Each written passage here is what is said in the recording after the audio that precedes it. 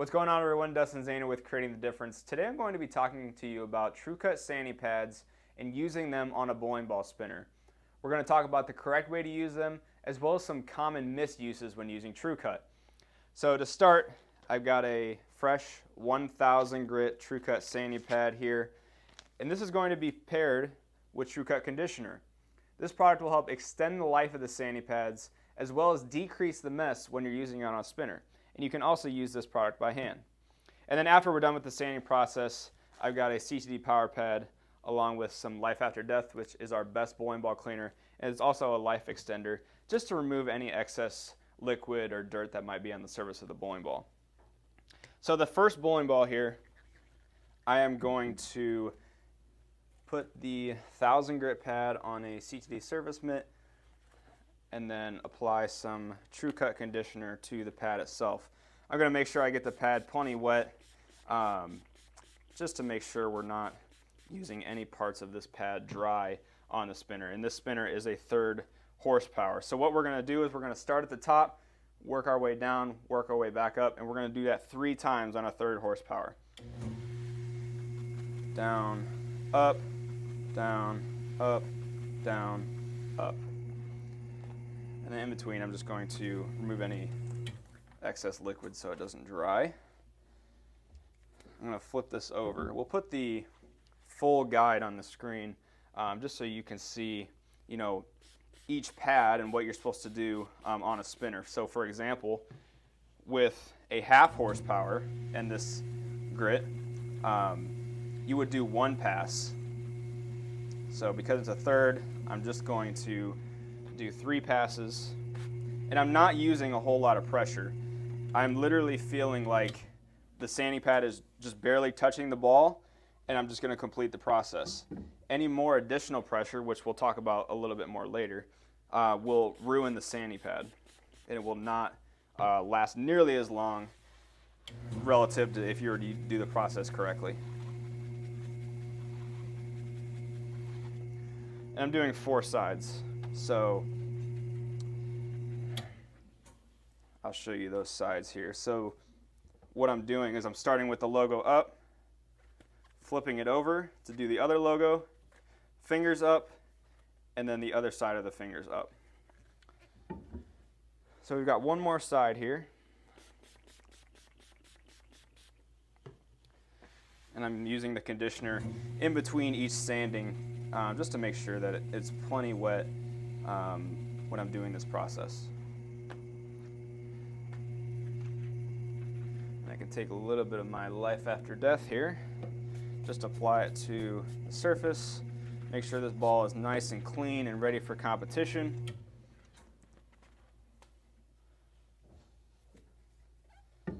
Flip it over and I'll do the same thing. So this process is supposed to be quick and easy with TruCuT. Because the TruCuT sanding pads cut at the grit that's written on the actual pad, you don't have to do a whole lot of extra work to get there. So this ball is freshly sanded and finished. All right, so now we're going to discuss some of the common misuses that we see with TruCuT sanding pads. One of the most common is using the pads far too long. So you saw how I just did 3 passes on each side with the 3rd horsepower, and on a 1/2 that would be only 1 pass. So what we're going to do with this ball here is we're going to use the pad way too long, and we're going to use a lot more pressure.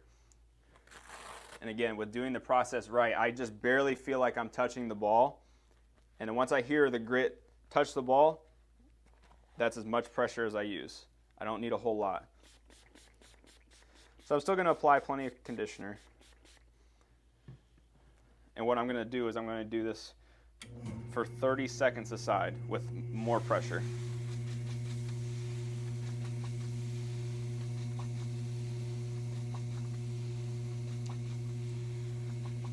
And you can probably hear the difference just in the fact that I'm using way more pressure on this bowling ball.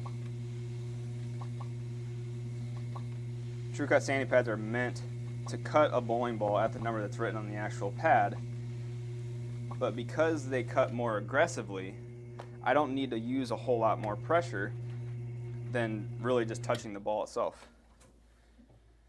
don't need to necessarily lay into the ball to get the job done.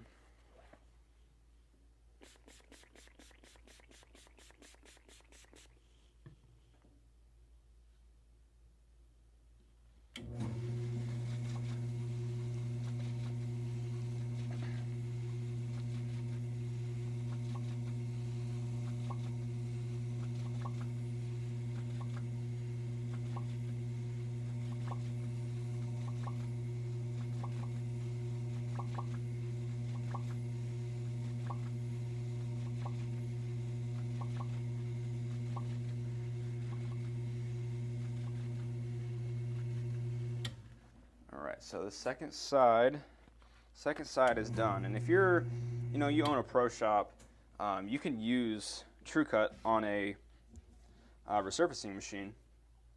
You just have to cut the time down by at least half.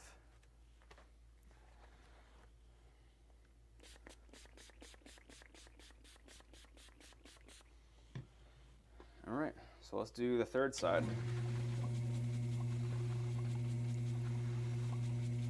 I mean, I can just tell by not only the sound but the feeling of, going against the ball that I'm losing a lot of grit out of the sanding pad itself way too fast. That's just simply because I'm using way more pressure and I'm using it for longer.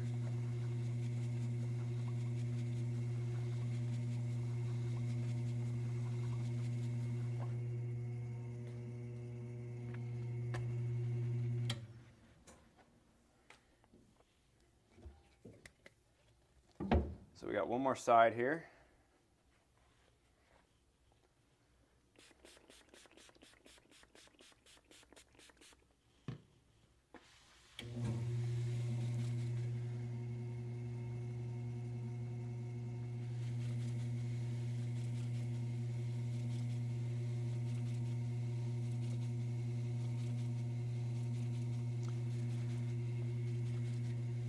And by doing it this way, longer and more pressure, I'm getting a lot more slurry on the ball as well.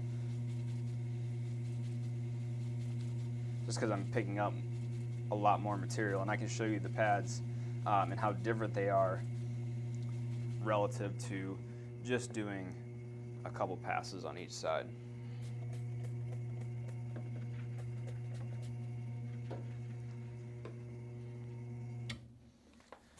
So then we'll clean this ball just like we did the last one. A little bit of life after death.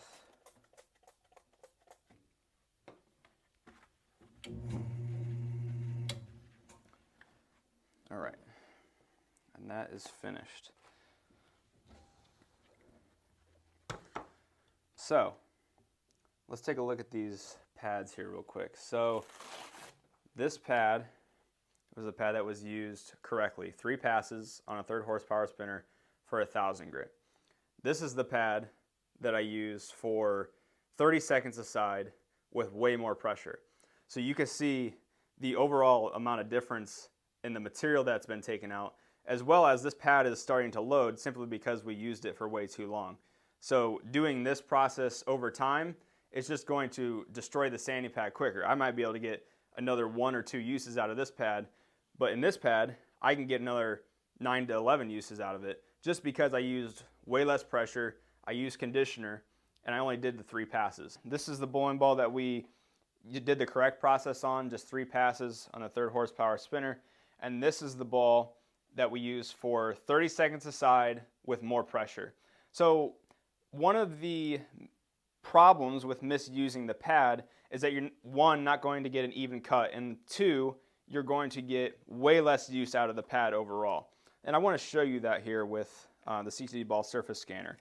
So, both of these bowling balls have black in them, so we'll scan the blacks to get some different readings here. So for these 3 scans, we've got 1,000 grit.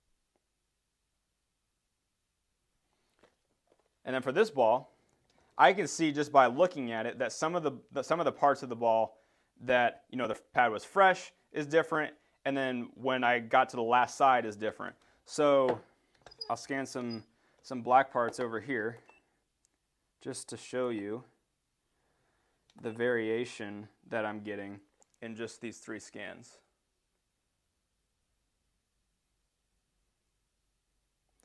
So when you're using the TruCuT sanding pads on a spinner, time is your friend. So use it for a lot less time, just a couple passes on each side. Refer to the sanding guide that was in the front of the video, and then just don't use them nearly as long.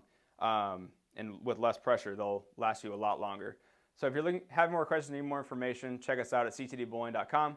Dustin Zahner with Creating the Difference. Have a great day.